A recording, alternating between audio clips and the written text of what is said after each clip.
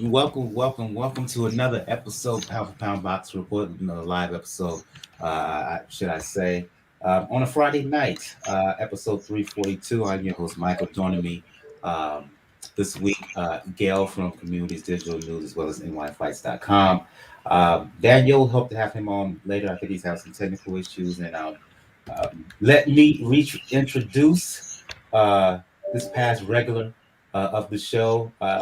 The gentleman had to be away for a while due to some issues on the home front, but he's back on this particular episode. Jacob from Jab Hook. What's going on, sir? Good. How you doing? Glad to be back. Doing good, doing good. For those who are new to Pound for Pound Box Report, Pound for Pound Box Report live YouTube show, podcast, and blog slash website, the motto is when boxing is good, we'll talk about it. When it's bad, we will talk about it. Bottom line is, if it concerns the sweet science, uh, it will get talked about. If you want to find more information regarding the show, the blog's website is the place to go to. Um, give some technical issues. My bad. P4pboxingreport.com. And repeat that, P4pboxingreport.com. If you want to email us with any questions or concerns, you can do so at P4pboxing at P4pboxingreport.com. If you check out the blog page, you will find links to where to follow us all over social media. Still having some issues with Facebook, so I suggest not going there for the time being until I get those issues resolved. But sure, you can check out, other than that, you can check out the links to where to find the show on YouTube, Tumblr, IG, the Twitter page, where you can find the show on the podcast realm, be it Spotify, be it Apple Podcasts, be it Google Podcasts, and Anchor, where any and everywhere in between in that space. The links, if you want to donate some coin to the show, let donation be the best nation. Got a Cash Me, PayPal donation links, and I I've mentioned in the past that I am a beach body coach. That I was a beach body coach, having some behind the scenes issues on that. So you will not see any Let's Build Together fitness challenges for the time being, but I'm trying to get that fixed as well. But still, I do still suggest that if you want to check out Beachbody on demand, all things Beachbody, the programs on there, take advantage of the 2 week trial, where you will get all free access to all programs on Beachbody on demand, be it the classic P90X and Insanity series, Insanity Asylum series, whether it's workout programs, I should say, like Morning Meltdown, Bar Blend, 645, um, 6 weeks of the work, or the boxing based program on Beachbody on Demand, which is 10 rounds. Very good, very excellent program. I've tried it. I like it. I think you'll like it too. Let's get things going this week. And usually I'll go to you, Gail, ladies first, but since it's been a long time since Jacob has been on, I'm going to go to him. I'm going to begin the show going to him. Um, Last week we talked about the fight between Jamel Herring and Shakur Stevenson. Herring defending his WBO title at 130 pounds against Stevenson. That fight has been getting a lot of talk beforehand. As some of y'all know, Gail and myself, we take part in like a private chat among boxing media members. This fight was discussed in great detail. The onus for many of us was on Shakur. He was the more talented fighter, I would argue, but there was still some things that he had to answer. And he got in the ring with Herring. And may I suggest, Jacob, that uh, a lot of the questions that people had about him, he did answer. He was dominant from jump. I thought Herring would do more to force Stevenson back, but it turned out to be the other way around. And when Herring uh, picked up the pace, Stevenson was right there and basically was able to handle anything that Jamel offered. The fight was stopped in the 10th. I thought it was a little bit of a quick stoppage, but Herring was so behind in the fight, I don't think it would have mattered. Um, your reaction to the fight, uh, uh, uh, to the way that Stevenson performed, Do you think, based on this performance, Jacob, do you think that Shakur Stevenson now is the best in the world at 130 pounds? Yeah, I mean, it was an entertaining fight, but to say it was, I can't really say it was that competitive. Kind of like what you alluded to, Herring, his game plan. I know his corner was telling him to, push Stevenson back and go forward, and not, not have him get boxed from the outside, because Stevenson was the obviously younger, faster fighter. Um, and I had picked Stevenson to win. I thought he was going to win pretty comfortably. No disrespect to Herring. I mean, he's one of those underdog stories, and that you love. He kind of got with Bomax and Crawford's camp, and was able to basically reignite his career, and be a champion for a while, and prove naysayers wrong. But yeah, Stevenson, I think I would say he is the best 130 pounder right now. Um, I know we'll talk about maybe what the future holds for him, which is an interesting fight there. But I didn't have my doubts about Stevenson at all. I mean, I think they've said it on the broadcast before, whether it's Andre Ward, more specifically Andre Ward. Fighters have off nights. Sometimes they fight to their competition. I know his last fight wasn't exciting. He's criticized by specifically Bradley, and I think he showed a lot of qualities that we know are there, but more specifically the way he was able to let Herring come in the inside, kind of mid to late fight, and really, do some good work in there. Even when Herring, I think the fifth round, when he had his best round, Stevenson still got his pops in. So he kind of showed that he doesn't have to just fight from the outside, and he can fight in the inside and be effective that way. Is it the smart way to go? Probably not, because you can always get caught. And there was a couple times where I thought, he might have got not buzz, but caught a little bit. But his power seemed to be there too, which is something that he's not talked about a lot. But I thought Herring was hurt a few times in that fight, yeah, for sure. But hats off to Herring.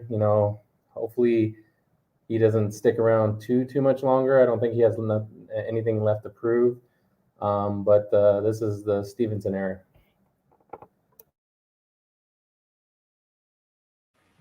I'm sorry, I was on mute. I go to you, Gail. I mentioned the media chats that take place usually on Fridays, right? And a lot of folks within that group was had picked Herring before the fight. Now, for some full disclosure, you and I have had discussions with Herring on numerous occasions. You can't help but to root for him. He's one of the best guys, one of the best people all around the sport that you will ever run into. But he fought tough. He was there all the way. Like I said, I don't think the fight should have been stopped. But you have to give the flowers here to Shakur, right? Harry deserves them too, right? Because of how he performs and how he handled himself throughout, even as Shakur was acting like a little bit of a punk at times. But in the ring, that's the key. In the ring, it was all about Shakur. He did the job. Yes, he did. He backed up exactly what he was saying, and good for him. The jury was out as far as I was concerned about Shakur. The jury has rendered its verdict. He's the real deal. He is for real. Herring is no pushover. And Herring, while he doesn't necessarily have a lot of natural talents, that he's not especially powerful, the man's work ethic is unassailable. I mean, the fact that he dropped a weight division to 130 after competing in the Olympics in the 140s, fighting when he was with PBC at 135, down to 130, and he's still making 130 at age 35, in fact, turned 36 this week, which is astonishing. And you only do that if you're disciplined and train hard. And there have been whispers about Stevenson that he wasn't all that diligent about training. Well, clearly he trained plenty hard enough, but even more impressive to me than just the skills, which were obviously on display, is he heard the critics. He heard the chatter that he tends to just put it on cruise control. He's not entertaining. And come on, folks, boxing, it's a sport, but it competes with all these other forms of entertainment that we have choices about, and we need to decide, all right, we got just a limited amount of hard-earned money. What are we going to spend that on? Are we going to spend it on streaming? Because a lot of us got to pay to watch boxing on streaming. Pay-per-views once you get to the elite level. And certainly Stevenson aspires to that. But if he's hearing all this criticism and taking heat, the potential for him to be a pay-per-view star, starting to fade. He recognized it. He heard it. He adjusted. He stepped on the gas. He came forward. That showed me a lot about him. And for someone who was a skeptic, boy, he's almost made me turn a 180. Now, is he, the best in the division, top 10 pound for pound? I need to see him have that one more unification fight, and then he'll seal the deal with me. But I'm now very eager to see where he goes, where it was maybe a little more lukewarm. And I think a lot of fans felt the same. And it both impressed and amused me that at the end of the fight, he went over and thanked Tim Bradley, ESPN color commentator, who had been one of his strongest critics, who really laid into him about being boring. He took it to heart and he fixed it.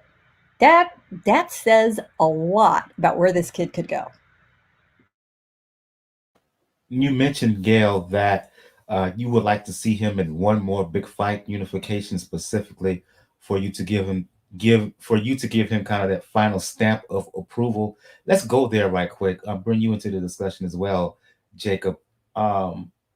Stevenson has said on numerous occasions that he wants to fight with Oscar Valdez, Valdez being a WBC champion at 130 pounds. In the aftermath of this fight, I've heard discussions. Shout out to my brethren over at Three Kings Boxing. They talked about the future of Shakur, how not only do they think that he's the best at 130, that he would do very, very well at 135 pounds as well against the quartet. Let's talk about that. Thoughts on him versus Valdez, and even moving forward to 135 pounds. I'll say for the let's go with you on this one, Jacob. What do you think about Stevenson moving forward? I think the Valdez fight is a very intriguing fight because, and I was one of these people. I thought Burchelt was going to beat Valdez, and Valdez basically outboxed him and then eventually knocked him out with, a candidate for knockout of the year. And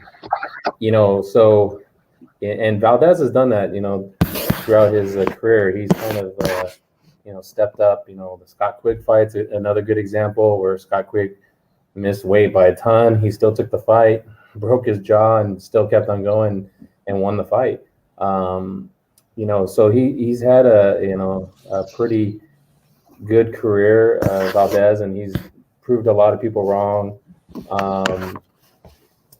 But there's also these questions around, his last fight, and I know Stevenson's kind of, trying to get into his head probably, by calling him out for, cheating or, performance enhancing and all that stuff, because this would be the second person that got, popped with Canelo in that camp. But, part of boxing is the mind games too, right? Whether you can get under someone's skin, whether you can make them, make mistakes out of anger and lose focus. So I think Stevenson kind of takes a page out of Floyd Mayweather book, in the sense of, he likes to talk. He has ton of confidence, and he likes to get under people's skins. And he's been one of those guys that like call people out and say, "Don't duck me," and all this stuff. So I think it's a very intriguing fight. Right now I say I'm gonna go with Stevenson right now. I think Valdez has a lot of defensive deficiencies, even though he's gotten a little bit better with the Reynosos. He's been a little bit better defensively, getting hit a lot less. But when he, fighting someone like Burchell's a slugger, come forward guy. So I don't think Stevenson's going to be like that. I think he's going to fight him very measured, look for his opportunities, and I think he can hurt Valdez. I've seen Valdez. I was at a fight where I saw Valdez go down, and again, it was the first round against a guy. So, he can definitely. I think he can definitely be hurt. I think he can definitely. Stevenson can get the stoppage. I don't know if he'll go for it, but it's the fight to make right now. I think I don't like this whole let fights marinate thing. Especially after this year and a half of COVID, where in my opinion, we missed a lot of fights, and fighters seem to be fighting less and less now, like one time a year, twice a year. So, these guys' primes anymore are going by fast. So let's get the fight now, and I just hope it doesn't get held up by something stupid. I see Daniel has joined us. I'll get him into the discussion as well. We're talking about Shakur Stevenson and his win over Jamel Herring to win the WBO junior lightweight title, and his prospects against not only Valdez, who's the WBC champion, but even moving forward up to 135 pounds in the quartet there, be it Tank, be it Devin Haney, be it Ryan Garcia, Teofimo Lopez, right? My response to you, Jacob, is that I too thought that Burchell would beat Oscar Valdez, but the thing I'm noticing about Oscar is that when he faces boxers, right, he has a lot of difficulty. Whether it's Lopez, when he faced Lopez, whether his last fight against Conceição, the Brazilian, which I felt Conceição asked him out. Whenever he goes up against guys who knows how to use the jab, who can use movement, and skillful guys, he gets hit a lot. That's where he gets hit. So I'll just say he gets hit a lot. He has a lot of difficulty, and he has to rely on landing the big punch, particularly the left hook, to kind of change things around, right? Based on that factor, Daniel and Gail, I think Shakur beats Oscar Valdez all day long. Only chance Valdez has is to land with the big left hook. And his skills are comparable against the quartet at 135. I think he's the more naturally talented guy in terms of boxing skill than Garcia, than Tank, or Teofimo. Haney is another problem because Haney can move and he has fast hands. So I think whether it's Valdez at 130 or the big four at 135 pounds, Stevenson maybe, if he continues to improve, he could turn out to be better than all of them. Your thoughts, Daniel and Gail? Well, not finally home, but when it came to this fight, like I said, I'll eat the crow. I picked Jamel last week. Granted, probably based off the fact that we've gotten to know Mr. Herring, but what factored into this fight, and I could tell what happened, let's say, within the last 2 rounds, is that Jamel was trying to outbox Stevenson and try to frustrate him, try to make him to move and get out of his comfort zone, which he wasn't able to do.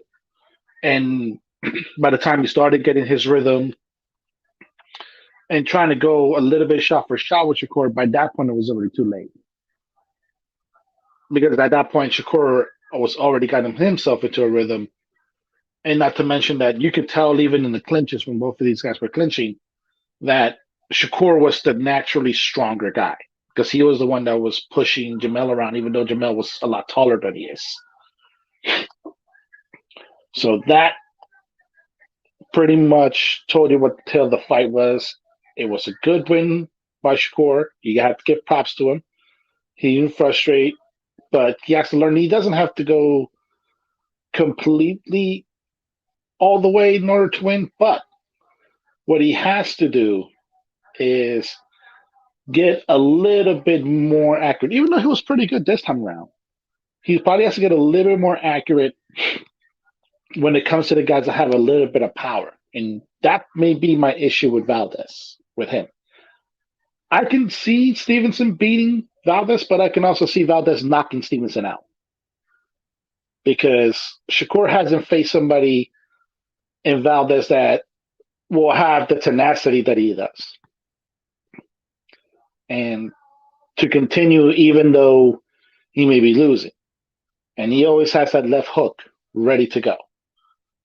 Now, as far as when Stevenson goes to lightweight, which I can pretty much picture that'll be sometime around 2022, that's going to be interesting because when it comes to him versus Haney, you have to take the boxing out of the equation because Haney can box too. Ryan, depending on his mental state, he can outbox Ryan, but Ryan has the faster hands. Teofimo, that would be an interesting fight because he outboxes the mess out of Ryan Garcia right now. Yes, he does. Now, all day. He does. He outboxes him. However, unfortunately, like I said, like I mentioned with Valdez, we don't know how he's going to take the power. We know Garcia has faster hands and he can hit you. So we don't know in that aspect. He can outbox almost everybody at lightweight right now, outside of Lomachenko. That's probably the exception. What say you, Gail? Valdez is the obvious fight, the only thing that could get in the way, and I wouldn't get mad at it, is if Valdez and Navarrete decide they're going to fight first. And if that happens and then Stevenson gets the winner, love it. I'm good either way. I do think Navarrete is by far the worst challenge for Stevenson. That's a much tougher fight. That man is so damned awkward. He fights like he looks like one of those blow-up guys waving in the wind in front of a car dealership sometimes when he fights. It's just crazy. But that's confusing for somebody with traditional, very polished boxing skills like Stevenson. You cannot predict what's going to happen when you're standing across from Emmanuel Navarrete. It's just so wild. And he's willing to take a chance, and he's got the power to back it up. So that would be a significant challenge. Valdez would still be an interesting fight to me.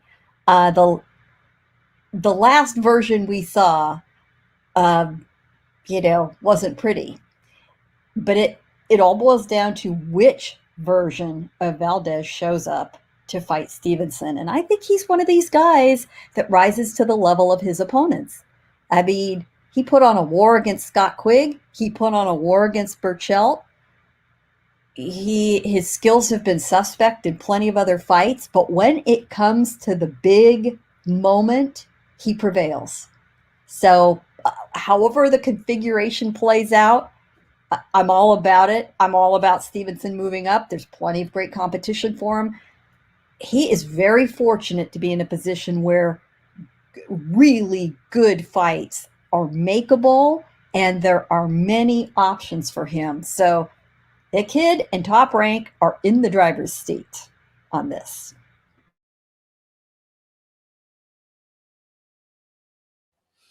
Many options for Shakur open up now in the aftermath of this fight.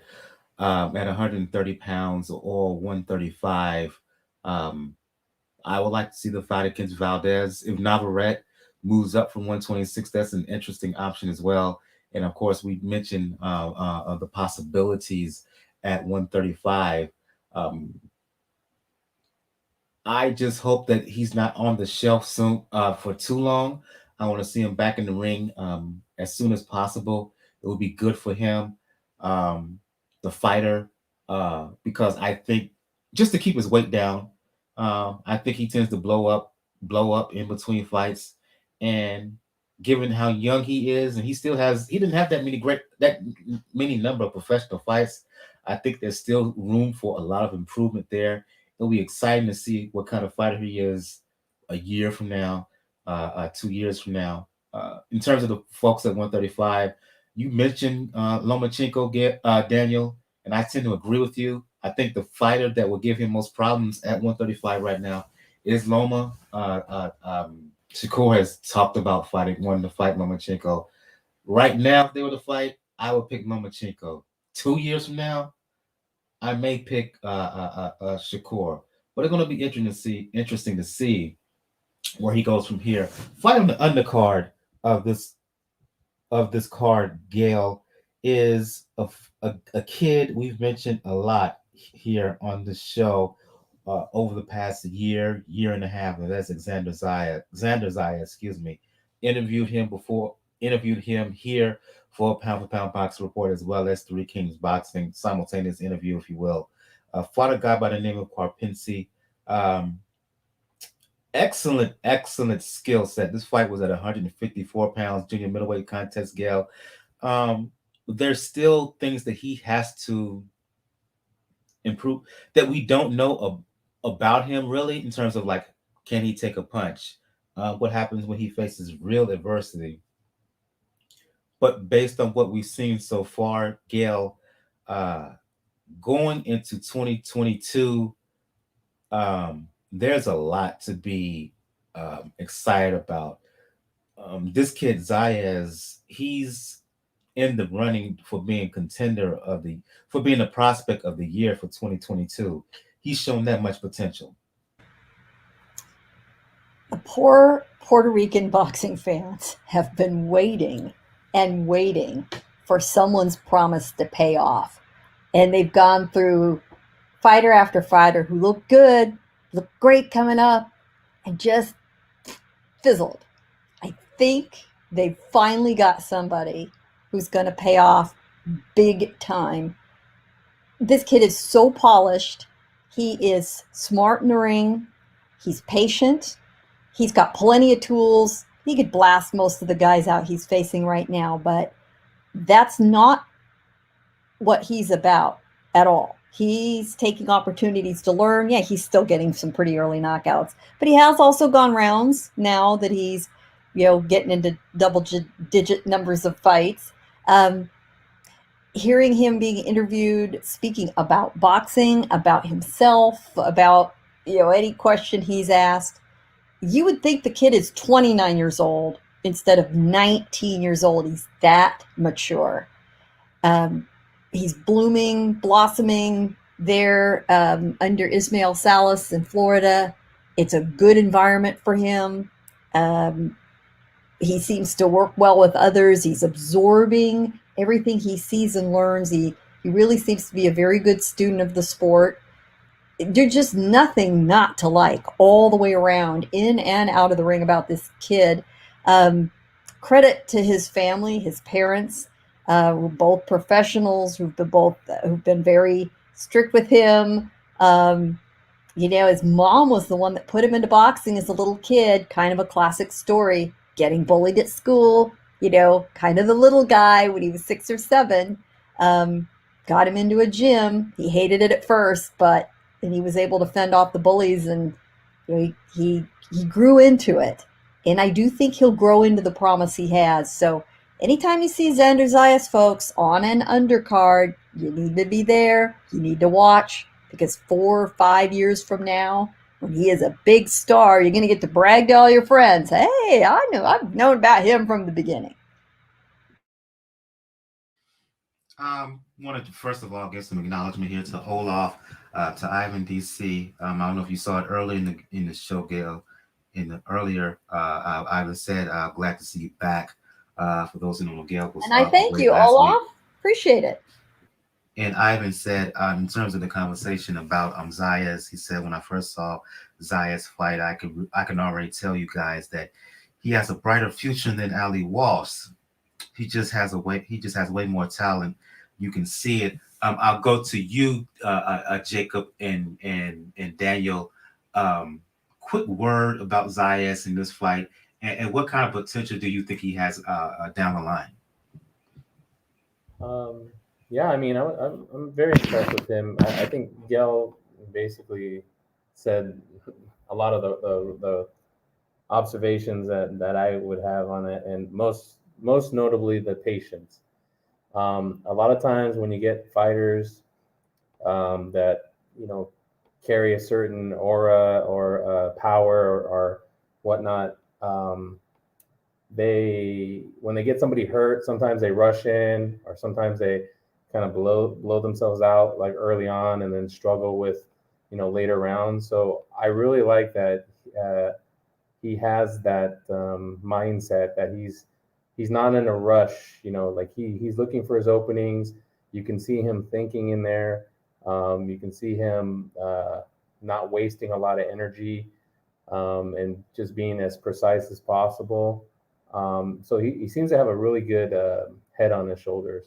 And I agree with Gal. This is, Puerto Rico has been kind of, since the Trinidad days. I know we had Cotto, but I mean, Cotto just was never Trinidad. Not that he didn't do some great things, but he just never was Trinidad, in both popularity and just, overall career. But and then we had Verdejo, who I was never high on, and that guy, and basically, I think he gets stopped in his last fight or something like that.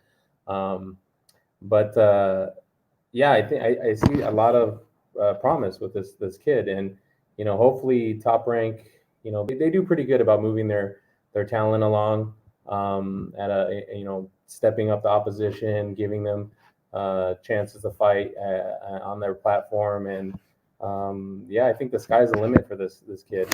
I think you're like you said, Mike, he's definitely a top, if not going to win the top prospect, he's definitely up there. I think he even mentioned it, that he lost out to who did he lose out to last year? Somebody, and he kind of made a joke about it. So he's got a kind of a humor side of it himself too.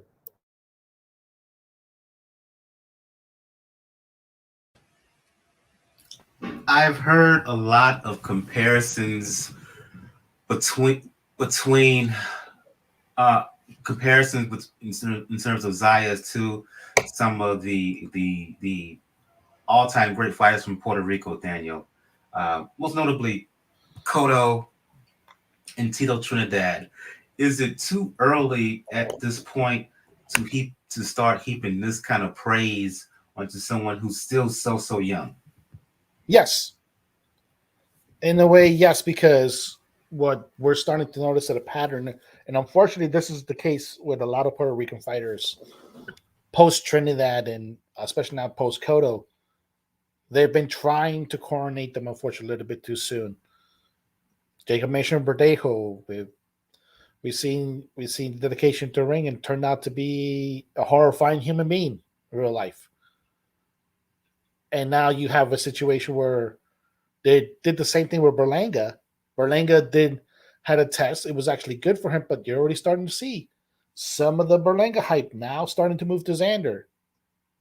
So it's a bit too soon to rush it, but Xander luckily has the time to do it. He's not even 21 yet. He has the time to mature. He has the time to develop.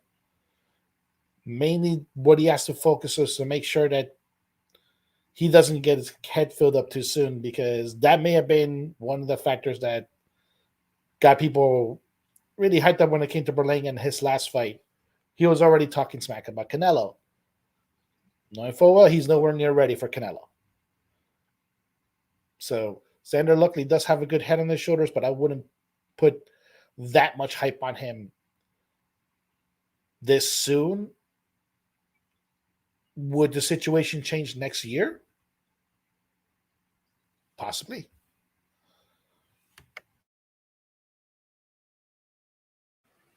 Okay, let's move on here. Reads for some other comments. Cool. Let's move on. Get to some one more fight. One more fight. I'll start the conversation with this. Really didn't mention it last week, but the WBC created a new division called Bridgerweight, right? Division between cruiserweight and heavyweight. The division limit is 224 pounds. Well, a week ago, on Friday, last Friday, the 22nd, and I wrote about this for Three Kings Boxing. Please check out threekingsboxing.com, your source for your source for boxing information and for boxing unadulterated boxing information. Get your words out right, Mike. Anyway, shout out to the folks over at Three Kings, the man behind Three Kings Boxing, 2K, head of media relations, Bo, who you've heard on this show on numerous occasions, lead writer Bakari, fellow writers Jarrell and myself, editor Red. Anyway, I covered this fight for Three Kings Boxing, and I didn't mention it here on the show last week because, quite honestly, I didn't think much of it. But when I was watching, I was surprised at what I saw. Oscar Rivas fighting a Canadian fighter by the name of Rozicki, and hadn't heard of Ryan Rozicki before, but he surprised me with his effort and how he performed. A natural cruiserweight fighting a natural heavyweight in Rivas and kind of an in-between weight, Bridgerweight. And Rozicki took the fight to Rivas from opening bell, Daniel. He was in his face all night long. He thinks of himself as an old school kind of bare knuckles brawl type guy, and that's how he fought. Rivas ended up getting the decision, but I thought the fight could have gone either way. If you saw it, Daniel, or anybody else, your thoughts? I don't know if Bruce Bridgerweight has a future, but this fight between Rivas and Rozicki is one of the better fights I've seen so far in 2021. Really? It was a fun fight. Oh, sorry. Sorry, Gail. Go ahead. Really? I watched it. I did watch the fight. It was kind of a ground and pound sort of a fight. They certainly both put on a great effort. Um, I'm not sure how much skill was in it. It was It sort of wasn't. It was phone booth warfare. I loved it. well, but you know what? There wasn't a lot of war in the fair. They just sort of slapped at each other. I mean, I didn't see any telling blows or specific skill. Effort, yes, absolutely. No critique of the effort. They gave everything they had. I guess the overarching question is this thing going to stick? Oh my God, I hope not. I really don't. It just, right now, it is a single sanctioning body's idea. Nobody else is participating. I don't quite get it. I don't think anybody gets it. And how many participants are you going to have? How meaningful is this going to be? How many guys do we have to be rated by the sanctioning body at Bridgerweight? 7? So what does it mean if you're the top Bridgerweight? Not a lot. Not too much. I can't see this becoming more than a footnote in boxing history. Fun, maybe, entertaining while it lasts, trivia questions in the years to come. Maybe Gail was not as impressed as I was. I'll go to you on this one. If you were able to see the fight, Daniel and Jacob, your impressions. It was a fun fight for what it was. Skill wise, yeah, it wasn't going to be your flavor of the month. But with that aside, you could tell both of these guys wanted it. You could tell Rivas wanted to get this footnote in history. His opponent wanted to get this footnote in history, even though he gave up a lot of weight to Rivas. And it was a pretty fun fight. It was phone. I agree. It was phone booth warfare. It doesn't really have to be a lot of hitting on it, but you could tell what they were trying to do now. The part of it about Bridgerweight, yes, this is Mauricio Suleiman's brainchild. And he seems to be the only sanctioning body that is going to participate into this. And the logic behind it is understandable until you start looking at the history of a lot of heavyweights and heavyweight champions and knowing that weight-wise, WBC would have classified them as bridgerweight today. Now, would it last for longer? It depends. Right now, the you might as well call them the four families are meeting. WBA, WBC, IBF, and WBO. The heads are meeting on a lot of things. I would not be surprised if Mauricio brings this up. And you can make the argument that the division may be needed because while history says that heavyweights weren't that big, these days, the way a lot of these guys are coming in as, there could be a case to make it. But it's not going to be something that's going to be done overnight. And ultimately, I can see Gail's point, and I agree that more than likely Oscar Rivas is just going to be a bridge, a footnote, a boxing trivia, like who was either the first or the sole WBC bridgerweight champion before that division was folded.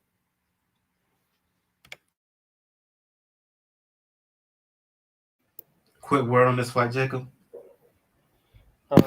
Yeah, I'm not going to critique it as much as it didn't sound like y'all liked it at all. I mean, it was fun. I don't think that these guys are gonna, again, is anything going to come of these guys? Probably not. This whole bridgerweight thing, though, is I wish they would have took a page out of Riddick Bowe's book and threw that belt in the trash can, because all this is to me is the WBC's further greed in trying to get more money through sanctioning, and their whole thing with the franchise champions, and how they cater to certain segments of the boxing community, mainly because I think where they're located in Mexico City, seems like they tend to kind of kiss Canelo's ass, and those that camp. I hope WBA is probably be all over this, because they're another one of those sanctioning sanctioning bodies that has a million different champions, and even after they said they were going to clean it up, there's still no clarity. Hopefully the IBF and the WBO don't fall into this trap. I think Yale's right. I think this is just going to be a footnote, a Jeopardy question. Who was the first, bridgerweight champion, so to speak. And hopefully nothing happens with this. They've already had heavyweights that would qualify as bridgerweight already say that they're not interested. I think mainly Usyk, they asked him about it. He said he's heavyweight, and that's what he is. He has no interest in getting involved in that. Again, to me, it's just greed from the WBC. I'm not their biggest fans, and this is just further puts the nail in the coffin of my feelings of them. Let's move on to some news here, and kind of light news week, boxing wise. But one development that took place was the we've talked. There's been a lot of rumors about a fight between IBF champion Gennady Golovkin, IBF middleweight champion and WBA super champion Ryota Murata. Throughout 2021, the word was that the fight was going to take place at the end of the year.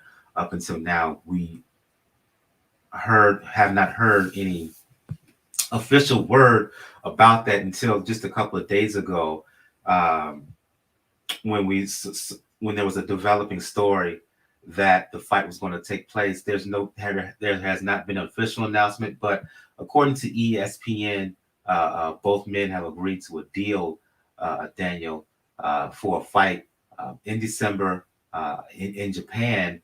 And look, over the land of the Orient, they have this tradition in which they stage these super events to close out the year, featuring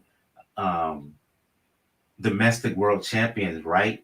And it looks like that tradition is going to continue with this fight. The long talked about fight between Triple G and Murata is actually happening. Yep, it's been a long rumor coming, and it's not surprising that Golovkin's going this route because he's at the stage of his career where he's going to go for the biggest money. And right now, outside of a Canelo rematch, this is probably the best route to money because he's going to go to a different country. We know how popular Murata is in Japan, so he's definitely going to bring a crowd. And again, a traditional date in Japanese boxing or traditional times, not exactly New Year's Eve. It's going to take the 29th, but not a surprising move. And apparently, this also comes with an amended contract with DAZN for Golovkin. So this could be a combination of a DAZN or ESPN Plus stream because we know, like I said, Murata's obviously represented by Top Rank. So it's good that it's finally being done. The only thing that it would that's going to be probably sour grapes for a lot of people is how long it took technically to make this fight. And obviously there's going to be sections in LDBC that are going to be mad that it's not Golovkin versus Andrade. But it is what it is. Murata's going to bring money, and it's going to be in a country that's going to be able to get a lot of money from Golovkin. So good on him. Unbeknownst to a lot of folks, Jacob, Murata is the most popular fighter, the most visible fighter in Japan. Not only in a way, right? So the fact that this fight is going to take place in Japan, I can't. The name of the city escapes me right now. My apologies for that. There's going to be a tremendous event there. The focus is on Golovkin for me in this aspect. Post second fight, his defeat to Canelo, we haven't seen much of Triple G in the ring, right? He's fought 2-3 times. He hasn't looked great in those fights. The popularity of Triple G as opposed to 5-6 years ago, here stateside, do you think there will be a following? Do you think people will gravitate to this fight now, given the lack of exposure? Do you think people will gravitate to this fight in the aftermath of the 2 fights of Canelo and the fact that we've barely seen him in the ring? In short, is Triple G the figure in 2021 that he was in 2014, 15, 16, up until the 2 fights with Canelo? Absolutely not. He's not that guy. Part of what made Triple G, such a sensation at the height of his powers was, he was in the ring very often. His style was exciting. He was kind of running through the division, take on all comers, trying to get the big names into the ring. And so that created the hype and, the moniker of the Triple G. I think, marketing wise, that was very, very good for him, Mexican style, that stuff. him, talking in English and just kind of that all shucks, personality, but like a killer in the ring. I think all those things kind of worked in his favor to be able to market him. But he hasn't fought. I think he fought twice in 2019. And one of those fights is questionably, he lost that fight. And he had a fight last year about I think Decemberish. I don't think he's like really in the mind of the casual viewer anymore. The hardcores, yeah, they're gonna seek out this fight, but the casuals, I just they're very fickle, and I don't know. Are they gonna, depending on what time this comes on, are they gonna seek it out? I don't think so. They don't really know Murata. They don't know. He's extremely popular in Japan. I actually think Murata has a pretty good shot of beating Triple G, because Triple G is just, he hasn't looked that great. He's definitely on the backside of his career. He's older, slower, just there's a lot that he's just not the same guy that he was before, which is unfortunate. And I think I can't remember who said it, maybe Daniel or he's going for the money. Like this deal that he made with his own, what was it, like 100 million or something crazy like that. He's just if he can retire, still have his faculties, and have a ton of money, then he'll be one of those success stories in boxing that you don't often see. A lot of these people, they spend all their money, they get messed up, and they have a lot of medical problems, and they had nothing to show for it. So if you can ride out into the sunset and with a bunch of money and still have your health and be able to enjoy your family in the later part of your life and just go see fights versus getting in the ring again, that would be the best case scenario. But and I think he probably will do something like that, especially if he loses. But the mystique of Triple G, I think, is long gone, long past. He's never going to get that third fight with Canelo. Canelo broke it off with, he's basically a free agent. He's not really tied to, he's not tied to Golden Boy. He's not tied to DAZN. He writes his own check his own way, and I don't think he wants to give anybody the satisfaction of a third fight. And I don't even think it would be a competitive fight at this point because, like I said, Triple G just isn't the same guy. There's a little bit of background noise when you're speaking, Jacob. I don't know, it's some movement around you and your mic. Just to let you know about that. I'll go to you, Gail. I was asking Jacob in terms of the question I was asking him, my long-winded question, had to do kind of like in terms of viewerships, what kind of numbers this thing could pull, more of a financial perspective, if you will. I want to ask you more about the physical with both of these guys. I've mentioned how Golovkin has not been that active.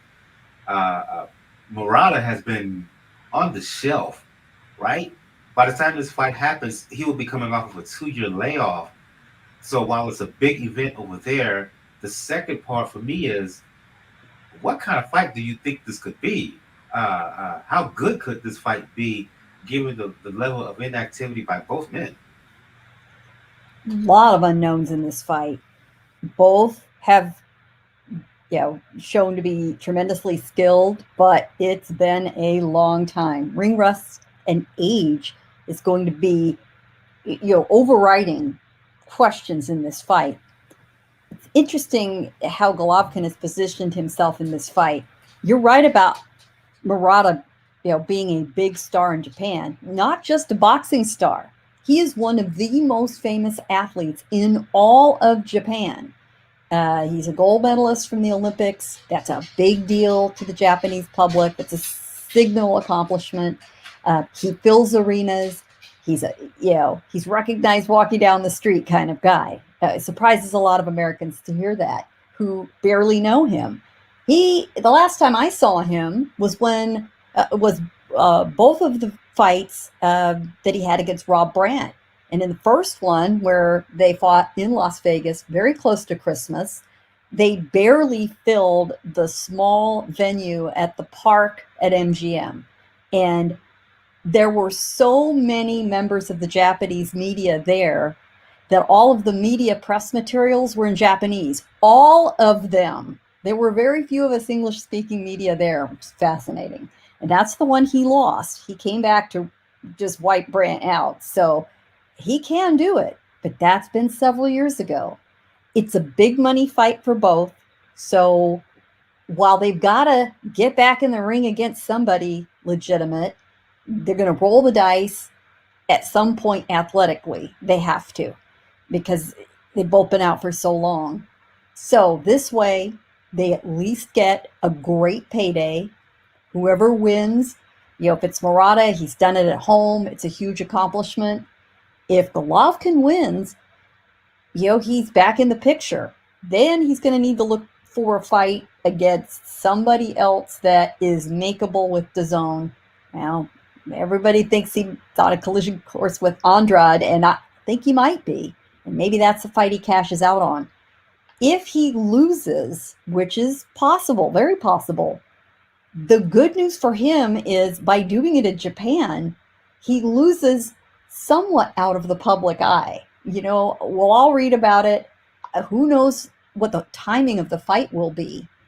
It could be, many of us have set an alarm clock to get up in the early hours of the morning to watch a main event from Japan. Most casual fans in the United States, especially bearing down on New Year's Eve, that week between Christmas and New Year's, people are checked out. They have family in town. They're on vacation.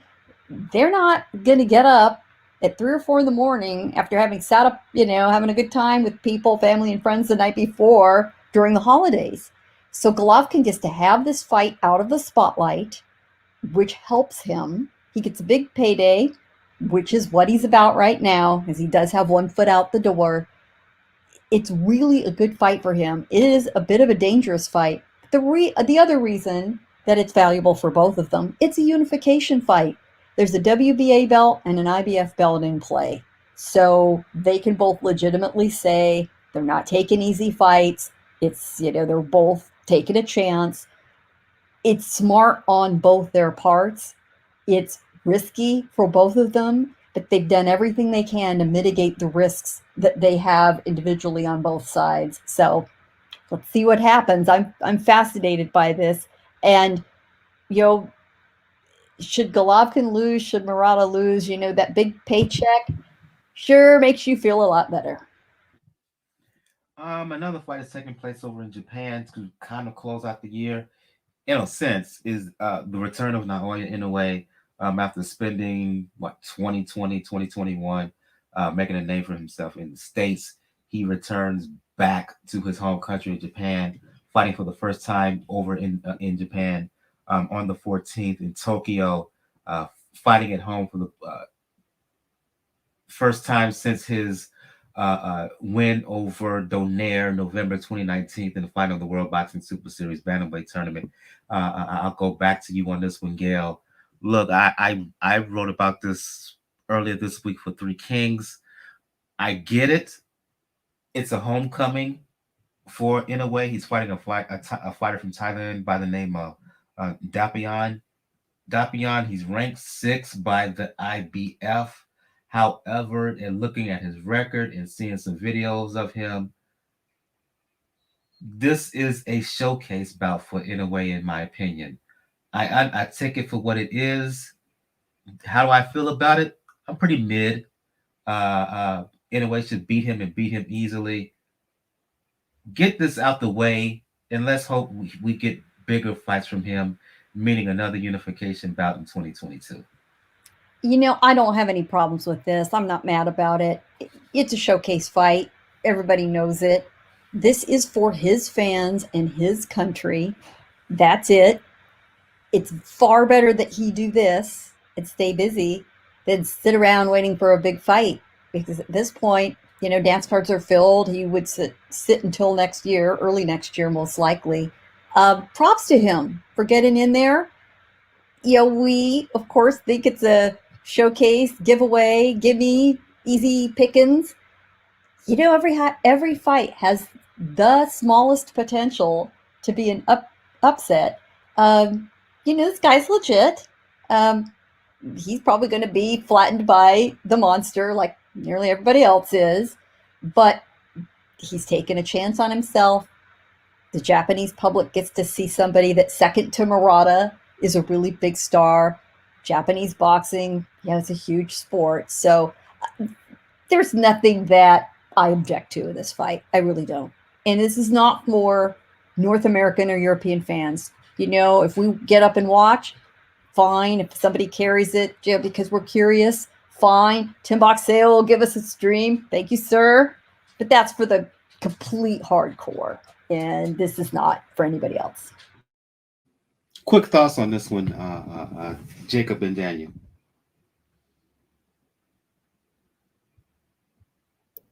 Yeah. So, I think it's like Gail said. I'm a big fan of fighters staying in the ring, staying active. I think it's much worse. I'd rather than take a fight, to just keep their skills sharp than sit on the shelf waiting for the perfect fight. Because of all the politics and stuff, that could be, it might never come. I mean, again, it's like Miguel said, a fight for the fans, keep him active, keep his name out there, make a little bit of money. And, when we get to approaching, next year, hopefully he can get some meaningful fights. I know that Rigondeaux Casamayor fight was absolutely horrendous, but I don't know, maybe a rematch with Donier or some other, there's some other people I would love to see him fight. I think he has a lot of options. He's still young, so just a stay busy fight. I don't think there's anything wrong with that.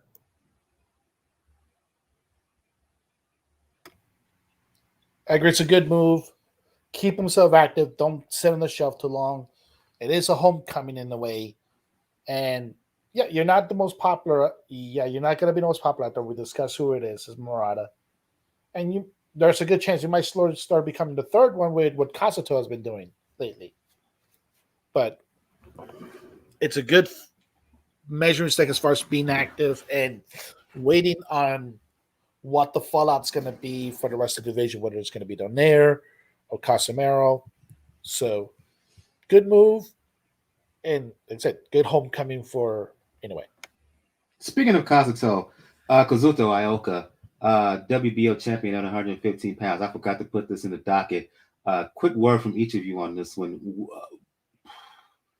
Early rumors going on right now that he is trying to set up a fight with German Ancajas being an IBF champion at 115. Again, that fight looks, what I'm hearing, it could be on the 31st, the last day of the year.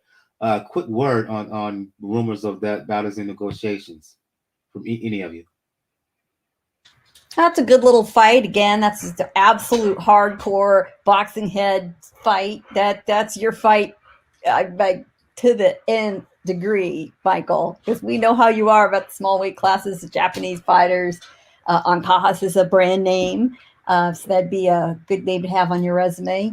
And there you go. There's your traditional big New Year's Eve boxing card in Japan.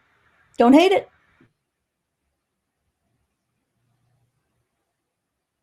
Any thoughts, Jacob and Daniel?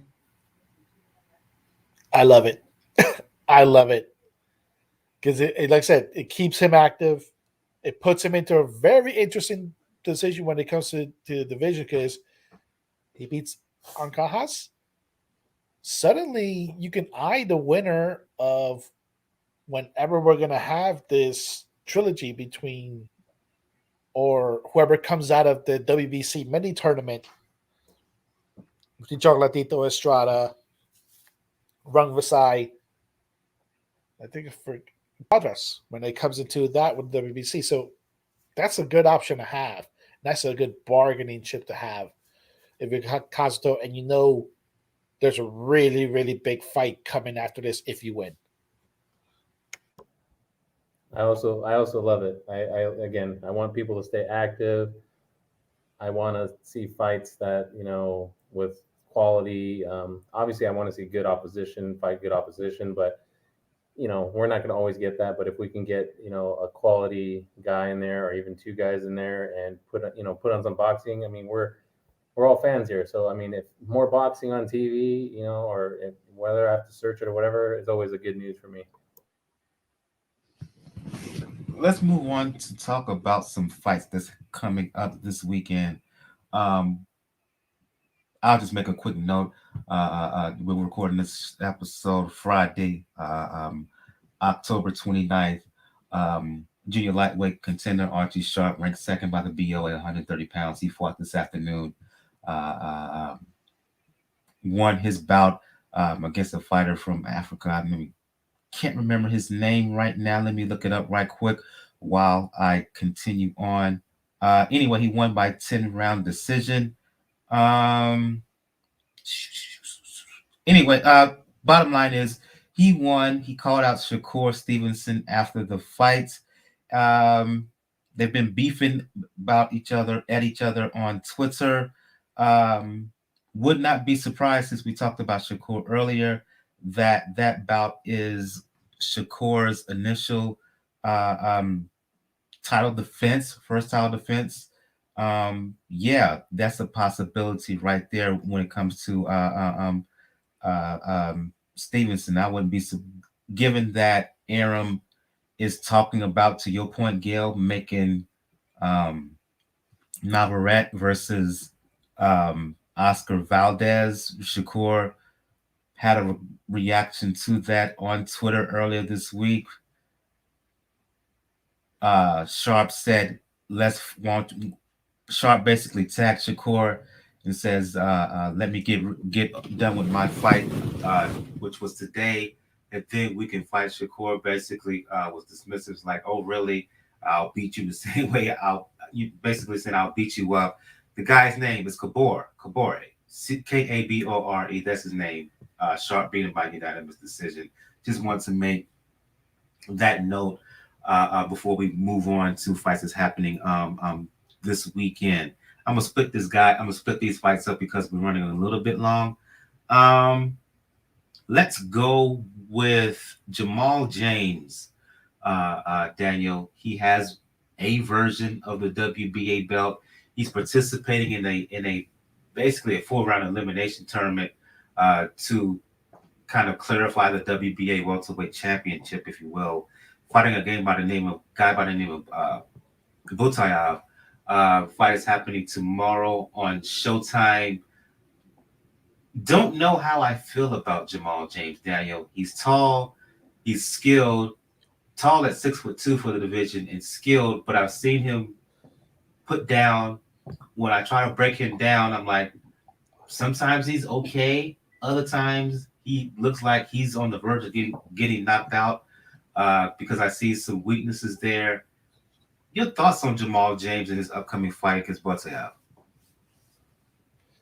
This is a very interesting fight, and unfortunately, it does befuddle a lot of the mess that WBA put in itself. Like, if you mentioned it, this is kind of like something to clarify the division, even though Ugas is technically the actual champion here. Right. And even though he's pissed off now because now he's stuck in this mess rather than trying to get a unification fight. But this is a good stepping stone when it comes to Jamal James because he fought Ugas, and that was a very interesting fight between those two. And this is a way to put him back into that picture. Now, obviously, it's the welterweight division. It's one of the glamour divisions. And with Pacquiao seemingly retired, it opens up a lot of avenues towards other fighters to come in. It's a good time as any to step in, even though more than likely the person that's right below you is probably going to get a lot more love from the hardcores.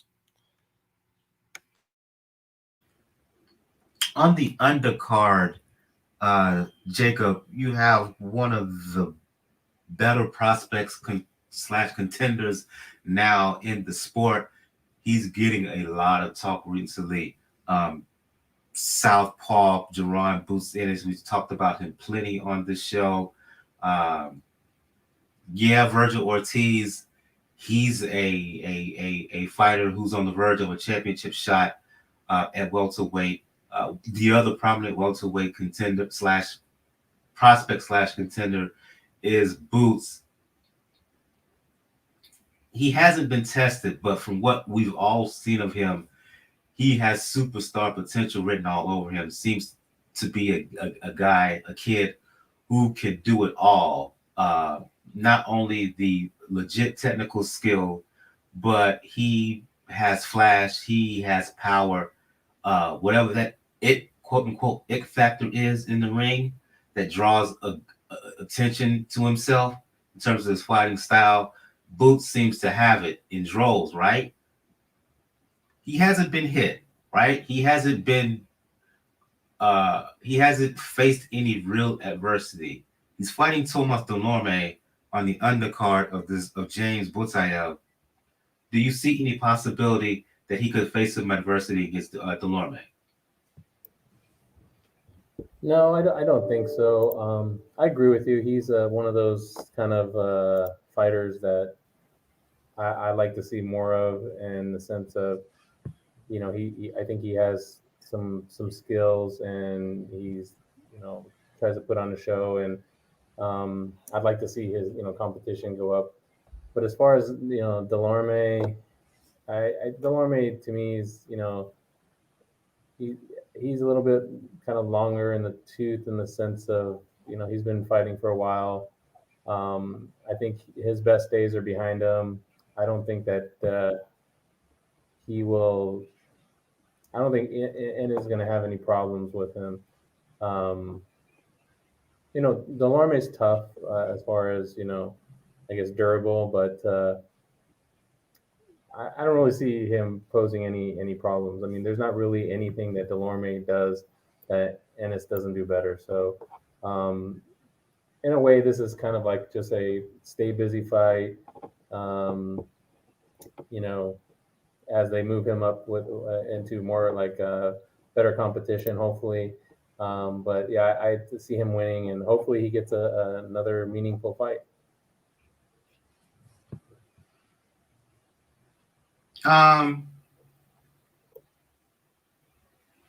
Chantelle, junior welterweight, women's junior welterweight unification bout is taking place over in the UK, Gail, on the zone. WBC champion Chantelle Cameron's fighting IBF champion Mary McGee. We've talked about how Hearn has invested in women's boxing. We've seen what he's done with Katie Taylor. You've seen what he's done with the 130-pound champion WBC version. What's her name? Gail, I forgot her name. Anyway, you see with her, with Hyung-Mi Choi, he has signed her. I believe he signed Hamadouche as well. Those three champions at 130 pounds. You have this fight coming up here. It's a contrast in style between the skill, the boxer puncher in Cameron versus the McGee, who likes to come forward and apply pressure, likes to use her physicality to overwhelm foes. Your observation on this fight, does McGee,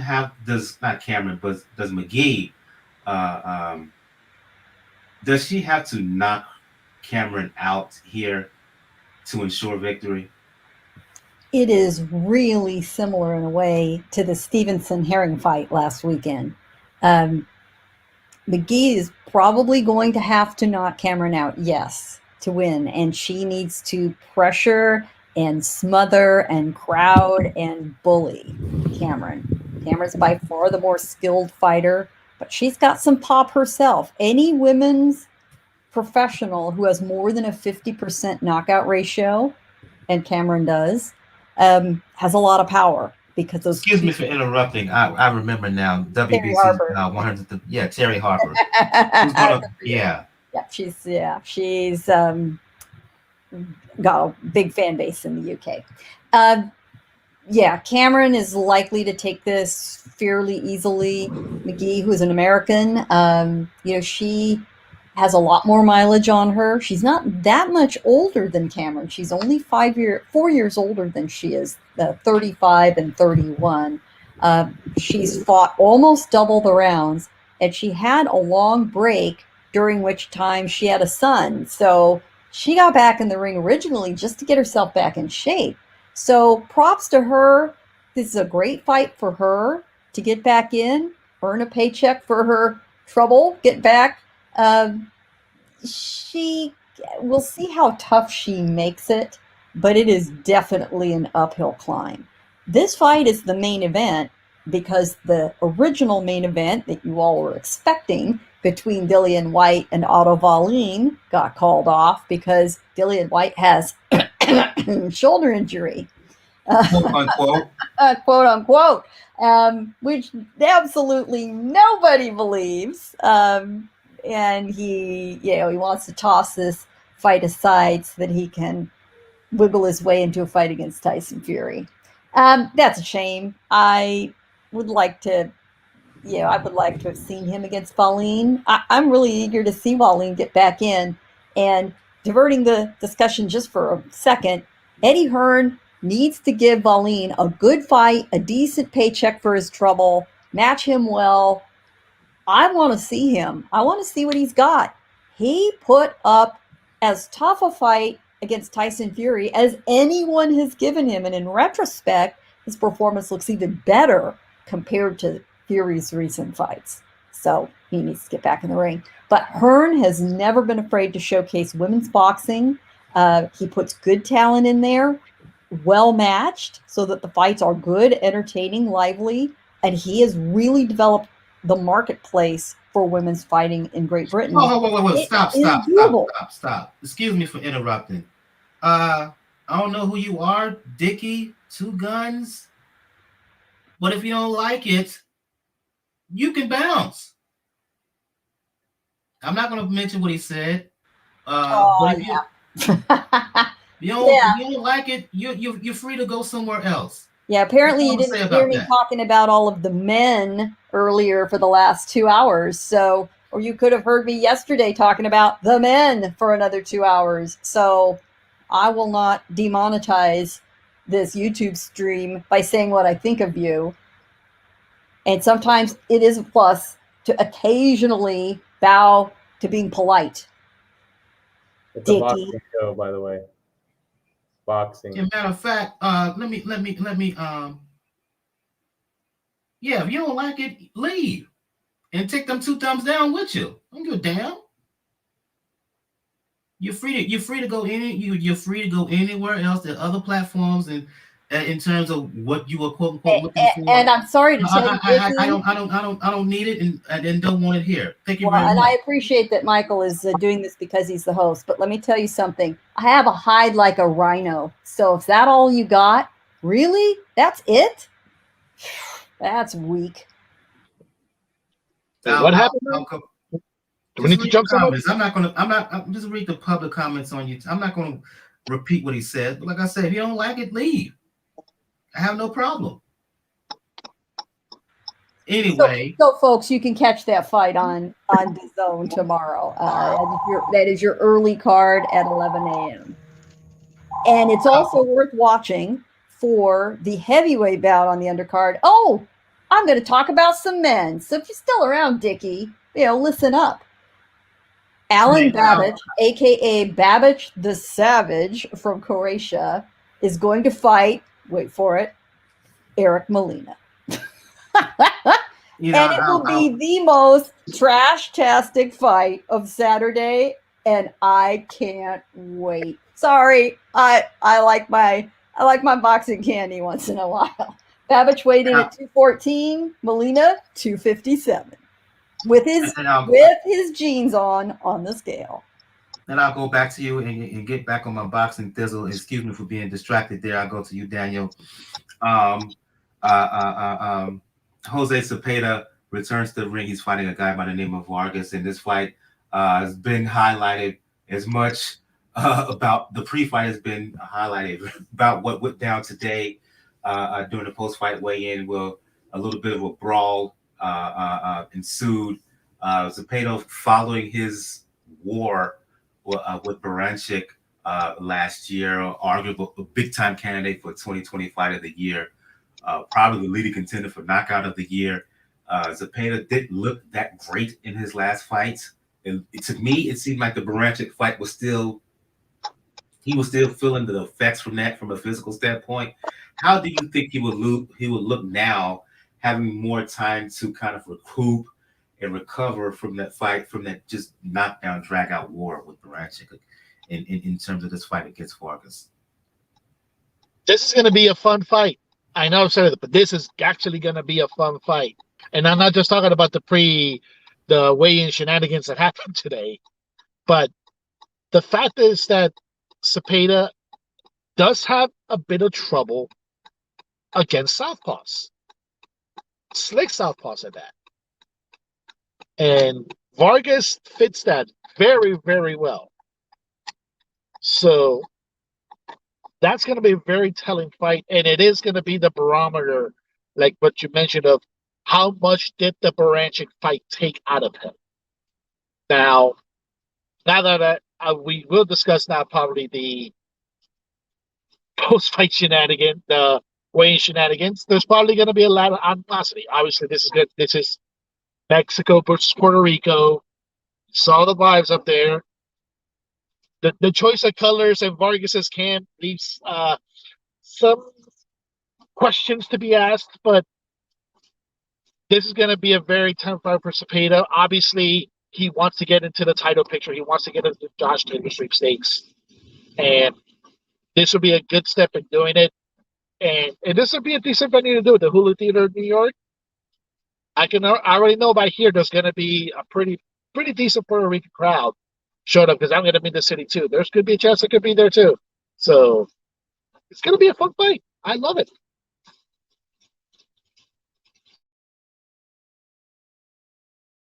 One more fight that I forgot to put in the docket. It's going to take place tomorrow night in Mexico. You can't talk women's boxing over the past decade plus, particularly women's boxing in Mexico, without mentioning Jackie Nava and Mariana Juarez, right? Both of them are multiple-time world champions in multiple weight divisions. They, just like there were rumors about Golovkin and Murata, right? There have been rumors about a bout between Nava and Juarez for years.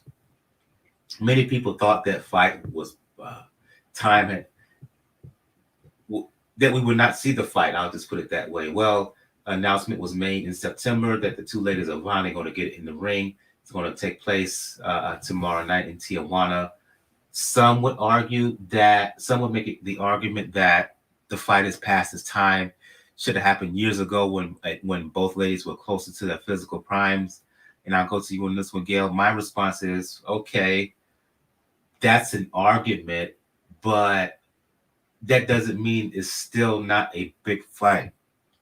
Particularly in Mexico, that doesn't mean that it doesn't have it doesn't carry weight, particularly for women's boxing. Sometimes you got to give legends, if you will, give them the flowers while they're here, give them their flowers, their roses while they're here to smell them. That's how I categorize this fight. Should it have happened 5, 6, 7 years ago? Sure. But I'm glad it's happening now. The ladies are still quality in terms of fighting skills. I'm here for it. Again, shout out to Three Kings. We've been on this constantly. One of the really positive things I can say about 2K, he demands that we emphasize women's boxing, not just in terms of writing, but doing recaps, even trying to do interviews. And he's had his eye on this fight and instructed us to have eyes on this fight. But whether it was talked about or the fact that it's happened now, I applaud and I appreciate that the fight is happening.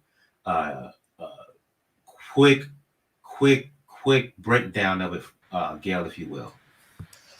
It is tough for a lot of the top women to find enough opponents to fight. Hey, we're seeing it with Claressa Shields. She has more or less worked her way through most of her quality opposition. She's still got a few big ones left, we'd like to see, but she's shifted over to mixed martial arts in large part because that's where more competition and bigger paychecks are.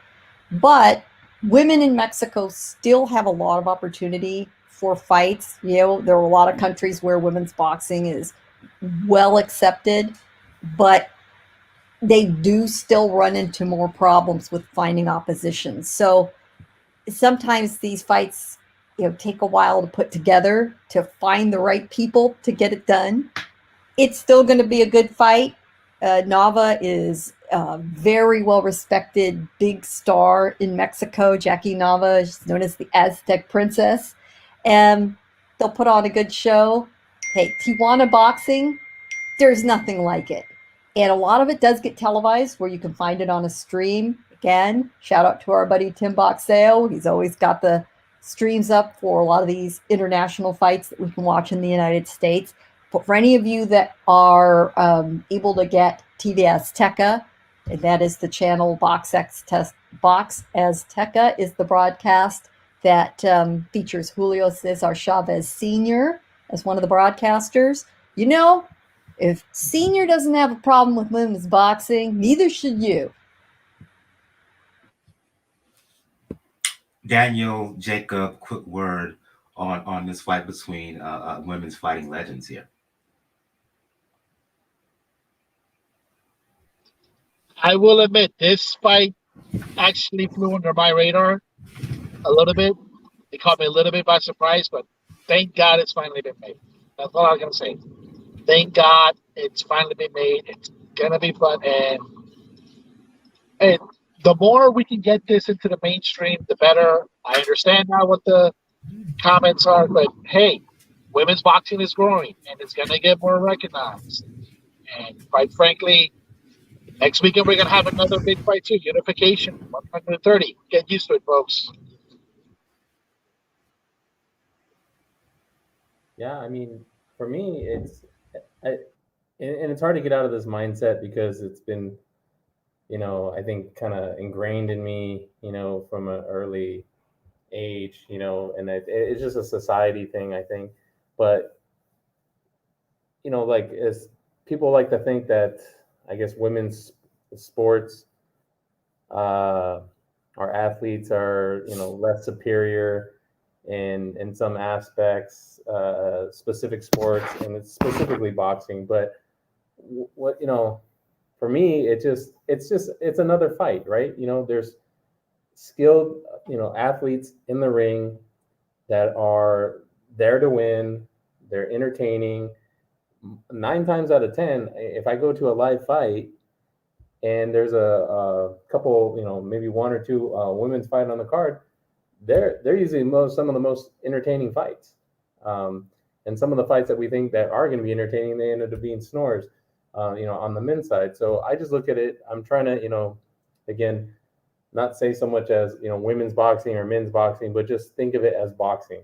And, being a fan of the sport like you guys are, I'm just looking forward to, good boxing, whether it's, maybe people that have been around for a long time and possibly, past their prime. But if they're both kind of like at that same part of their career, it can make for a very entertaining and fun fight. And, like Gail said, sometimes it's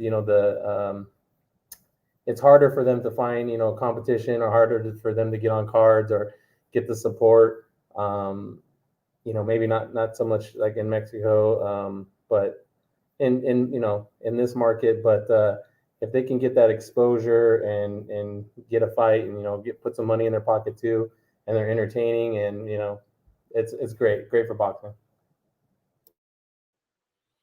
Yeah, and I think we're going to start to shut the show down on that note. I want to thank everybody who joined us in the live YouTube chat. -1, Ivan and Olaf, who've been regular listeners. If you like what you've heard, please make sure to hit that like button. Please make sure to hit that subscribe button if you're checking out the show live on platforms like Apple Podcasts, Spotify, um, Anchor, Google Podcasts. Make sure to subscribe there. For Apple Podcast listeners, not only subscribe, make sure to leave a comment or a review. 5-star review will get read on the show, and really would really like to see some comments there because it helps with the algorithms of the show overall. I'll go to my panel here. Even though we didn't begin the show with ladies first, like we usually do, going to end the show with ladies first. Gail from Communities Digital News, NY Fights. For those who want to talk boxing with you, for those who want to check you out, occasionally on TMZ Live. For those who want to talk media, because you do teach media on the side, let the folks know where they can hit you up. So you see my primary column, home, if you're looking on the YouTube screen. It's Communities Digital News, and that is at COMM, Digi, D-I-G-I News, comdiginews.com.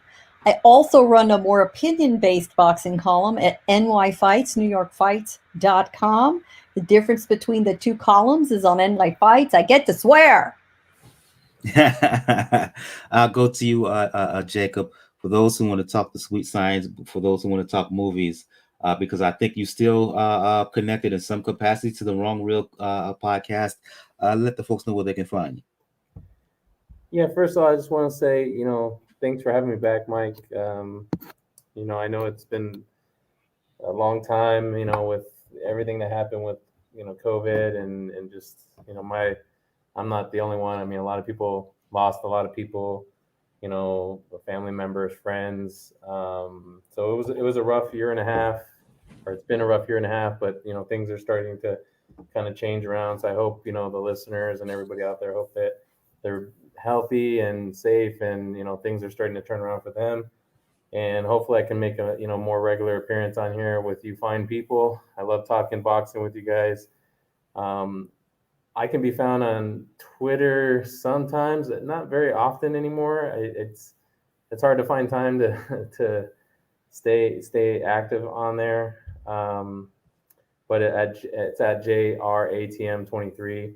And yeah, I am still part of the film community, in the sense that I've been on some other podcasts, and we still talk about film, and The Wrong Reel and Film 89. They're really great podcasts that they just love film. They talk about all aspects of film, and so if you're into that, go check them out. And of course, always be here for the Pound for Pound Boxing Report. Again, my favorite podcast for boxing. While I was away, I was still, listening when I can. Mike, you had some great interviews, some with some individuals, whether it was, fighters or commentators. And I know you were able to do some, do a lot of writing and a lot of pieces. Gail does some great work too, and Daniel. So, I congratulate you guys, and, for keeping boxing alive, and just letting me be part of this chat. I missed you guys. Missed you as well. I'm glad that you're back, and you have an open door policy. Whenever you available to come on the show, you're certainly welcome. I'll go to you on this. I'll go to you last but certainly not least, Daniel. For those who want to talk, Daniel from the Inscriber, as well as for Boxing News. For those who want to talk sweet science, for those who want to talk professional wrestling, for those who want to talk the NBA, especially as it pertains to the Miami Heat, who are looking very, very good to open the season. Put the beat down on Milwaukee, and they look to be once again a contender in the East. Let the folks know where they can hit you up. Yes, folks, you can find me on Twitter, Rockers99R, AWKUZ99. Catch, as always, we're going to start uploading the new episode we recorded yesterday with Joe Francis, talking about the fights episode of the podcast. And yeah, if you hear anything, I'm playing cabbie right now, so I'm good. Oh, absolutely. For those who want to talk music, boxing, music, fitness, you know what it is with me, Brother JR, at Brother JR76 on Twitter. as I said at the beginning of the show, if you want to check out all information about the show, the blog is the place to go to, p4pboxingreport.com. If you want to email us, you can do so at p4pboxing at p4pboxingreport.com. On the next episode, we will do a recap of the fight between Jamal James and Butaev, of Boots Ennis, who's fighting Dulorme, of the fight between Chantelle Cameron and Mary McGee, the Jackie Novel fight versus Juarez as well. And we will do a preview of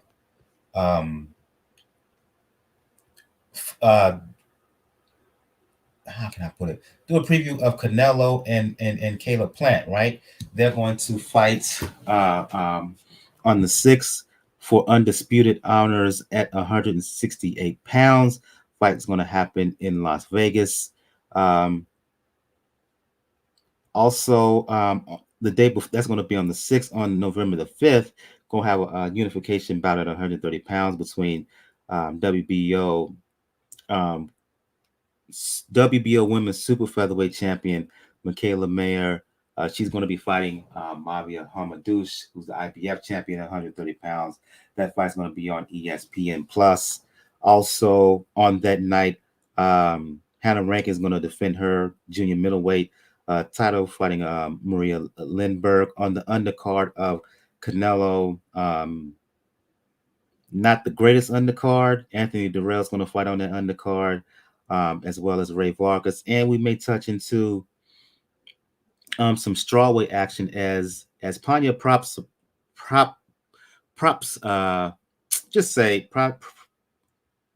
Panya Pradapsari. Damn, get it right, Mike. Get the name right. For those who are unfamiliar with him, he is the guy who defeated Mani Yothin to win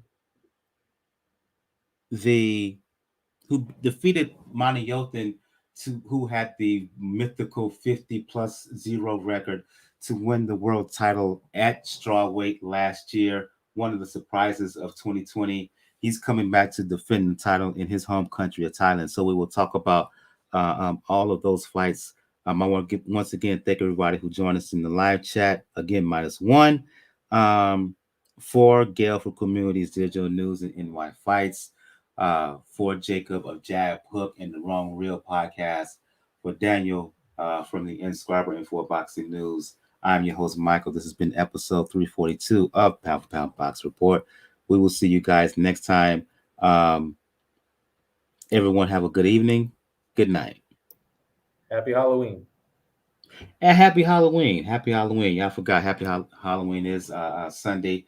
Halloween, or for those who are MF Doom, who are fans of the late MF Doom, Halloween, aka Doomsday. Y'all have a good one. Episode 342, Pound for Pound Box Report is in the books.